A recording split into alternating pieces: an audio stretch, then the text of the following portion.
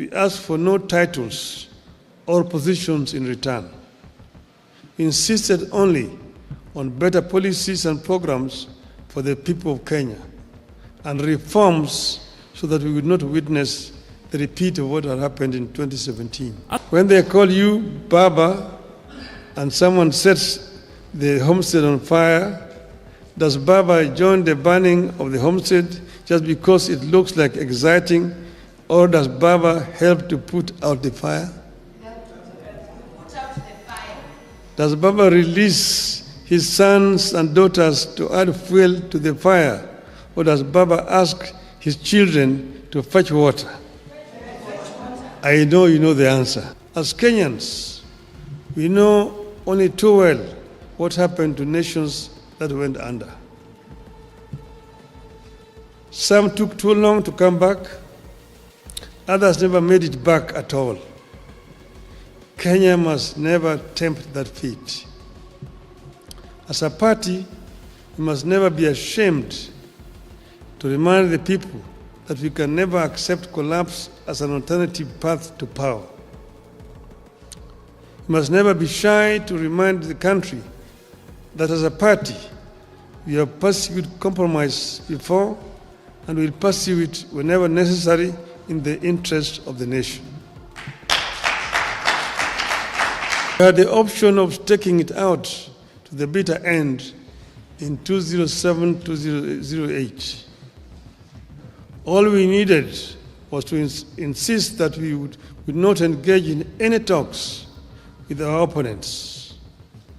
But we saw the danger of Kenya collapsing, and we opted for compromise for the sake of Kenya.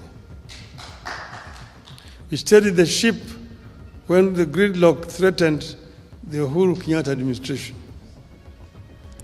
In order to make the country move forward and pass some of the agenda that was seen to be pro-people between 2018 and 2022, ODM had lent a hand. We asked for no titles or positions in return. We insisted only on better policies and programs for the people of Kenya and reforms so that we would not witness the repeat of what had happened in 2017. History indicates that each time the leaders of this country have come together, some great things happen. We got the 2010 Constitution because we made compromises with the President Daniel Arap Moi and made him appreciate that it was in his interest, as well as the country's, to midwife a new constitution. We achieved more under the Grand Coalition government than under the NAC regime. I have been there, I've been cheered, and have been booed.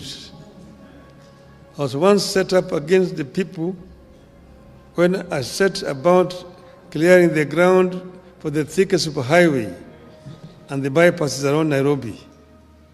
Today, everyone claims credit for Thika superhighway and the bypasses. My colleagues in Parliament once disowned me when, together with KANU, I championed the Constitution Review Commission that laid the groundwork for what became the 2010 Constitution and which everyone claims credit for today.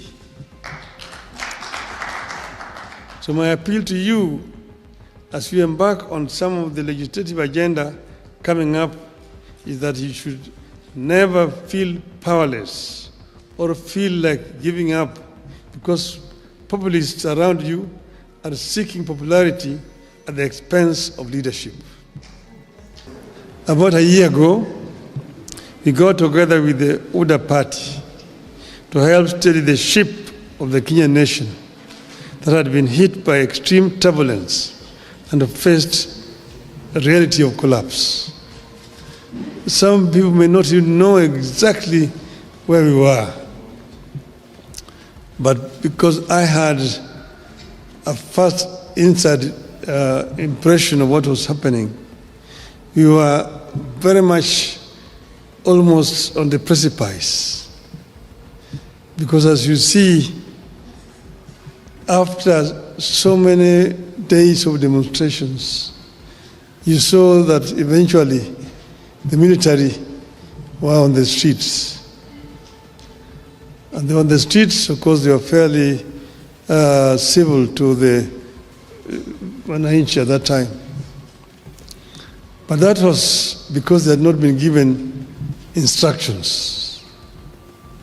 And you know, there is what you always all the time talk about, the chief of defense forces. Once the military are given instructions, they execute. And we are almost there. We're almost there.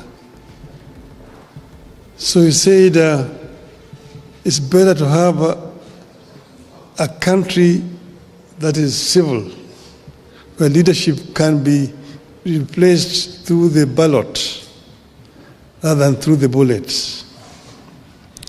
And that was one of the reasons why we did what we did at that time. When they call you Baba and someone sets the homestead on fire, does Baba join the burning of the homestead just because it looks like exciting, or does Baba help to put out the fire? Does Baba release his sons and daughters to add fuel to the fire, or does Baba ask his children to fetch water? I know you know the answer. There's a time to lead and a time to acknowledge cheers. Popularity surges and wanes. Cheering masses come, change and go.